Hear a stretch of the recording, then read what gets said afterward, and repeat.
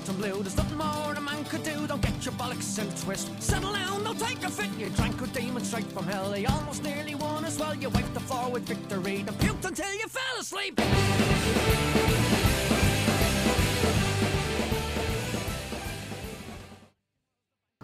My name is Steve Zwarachuk. Nobody calls me Steve. Nobody calls me Zwarachuk. Everybody calls me Peppy. I've been here on and off since 1973. Oh, wow. How'd you get the job here? That's a good question. I don't have the answer. I happen to be here at the right time, at the right place. Awesome. Yeah, I was a customer like most of the guys that... oh, really? Yeah, you're either related or you're a customer, and you fill in, you do a little here, you do a little here, then eventually you wind up where you are. It's awesome. We don't serve, what kind of ale do you have here? We serve McSorley ale only. We serve McSorley ale only. It was made here originally by John McSorley. It's presently owned by Pabst Blue Ribbon, but it's still McSorley ale. We sell only McSorley ale. And you have two types, right? Light ale, it's a cream ale, it's not a light, it's only light in color, and a porter. So we call it light and dark, only to make it easier on people. This could take like 3 hours. It's 158 years of history. How am I going to concise that into a little bit of history of the place? Favorite points? Any favorite points? Peter Cooper bringing Mr. Lincoln in here in 1860. Yeah, that's a wow. Yeah. You know, all the people that have come, besides Mr. Lincoln, so many, literally tens of millions of people have come through the door. And they're all important to us. What can I tell you about the history? Women weren't allowed until 1970. That's historical in itself. Yeah. And a woman owned it for 30 years prior to that, and she didn't come in during business hours. That was her father's wish. August of 1970 is when they allowed women in here. Things were changing. You know, Vietnam was going on. Women were getting access to this, They were burning their bras. We got a lot of great publicity. The owner at the time, Danny Kerwin, wasn't going to allow women in anyway. He just inherited the place. His parents just died, and what have you. But we got so much ink, we fought them. Because we were getting literally tens of thousands of dollars of publicity for free. And look, and it paid off, because 42 years later, they're still talking about that. We could have rolled over and just opened the doors, but there was no reason for that, because every single day, every single week, there was somebody in here from some part of the world, some part of the country, writing about the fact that we didn't allow women. And if they knew this place, that was ludicrous. Was there a reason why there weren't women initially? Because, hey, come on, you guys don't read history books? Oh, yeah. It wasn't a woman's place. Society changes. Yeah. They're not berry pickers anymore. Yeah. They're half the income, and most of the time nowadays, more than 50% of the workforce. And it was just a different society back then, you know. And that's changed, like life and the world and everything else. Yeah, that's why women weren't allowed. Is that for today? Okay.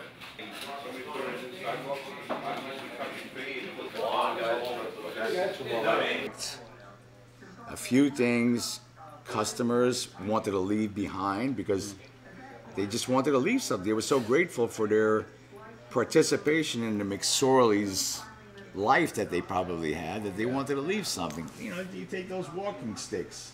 Those are guys that are dead.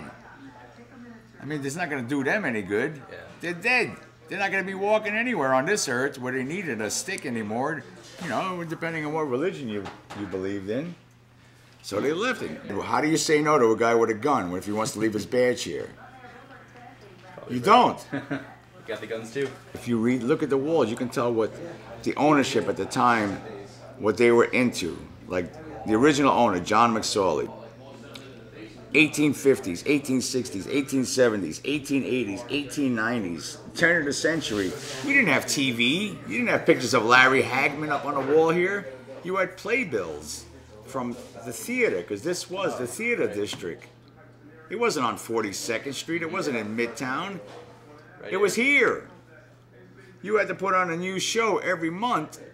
Otherwise, you were gone. They weren't coming to your theater. So you had a famous theater act, Harrigan and Hart. They produced, played, wrote, did the musical parts of it. Every month they had to put something new together. And one of them actually called McSorley's Inflation. Really? That was the title of one of their productions.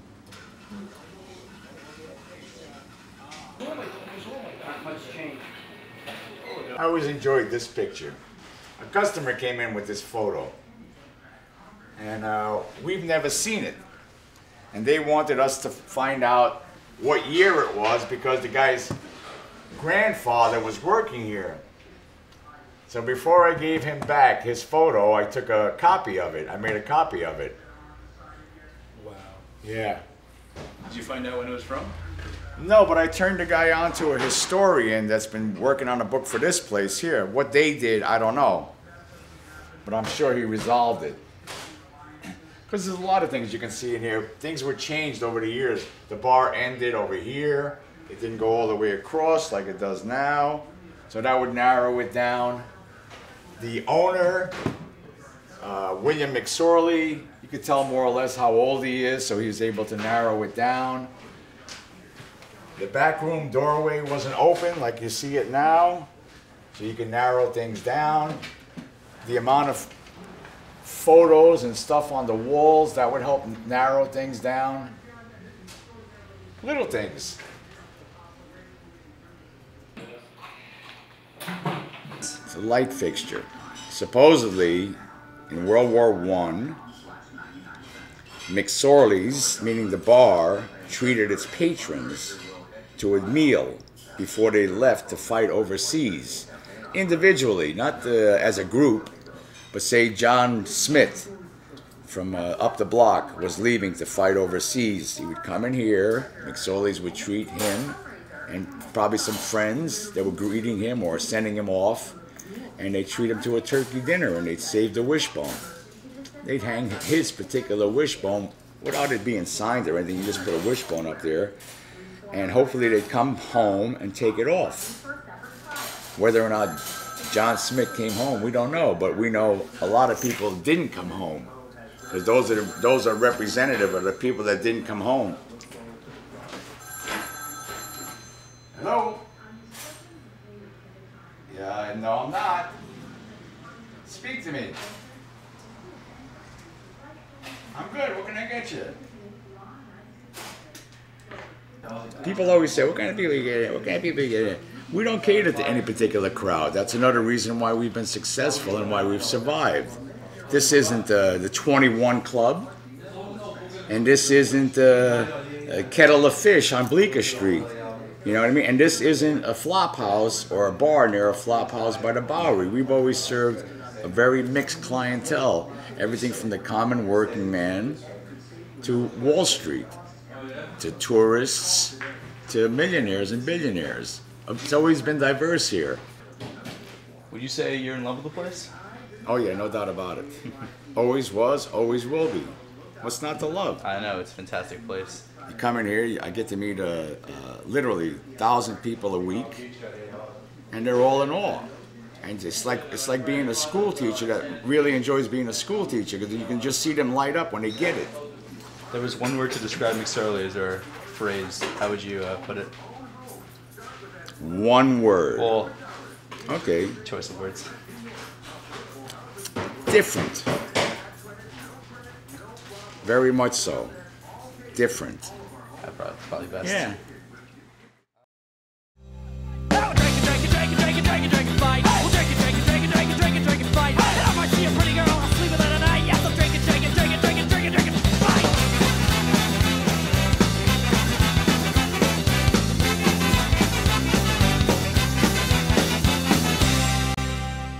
If I had a dead body laying across there, they'd walk over it. They would.